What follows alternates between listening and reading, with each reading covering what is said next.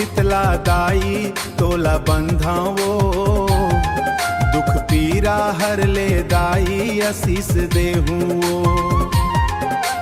तोर दुआरी में जोत जलाथन माथ नवा थन वो, मोर गाँव के शीतला दाई तोला बंधावो। भोर बिहान ले गावा महिमा तोर जयकारा, सुख समृद्धि भर दे दाई घर आंगन सारा।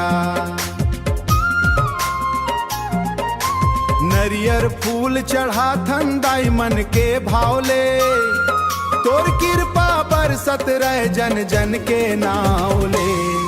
मोर गाँव के शीतला दाई तोला बंधावो, दुख पीरा हर ले दाई आशीष देहूँ।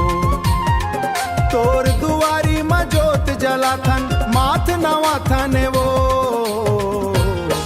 मोर गाँव के शीतला दाई तोला बंधावो।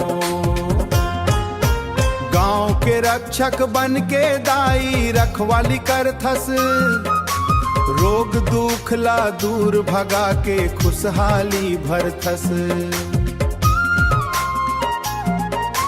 माया दया के सागर दाई तोर महिमा भारी, तोर भरोसा में जीथन सब नर नारी सारी। जय जय शीतला माता जय जय दाई मोर, तोर चरण मन शीस नवाथन रखी हसलाज मोर।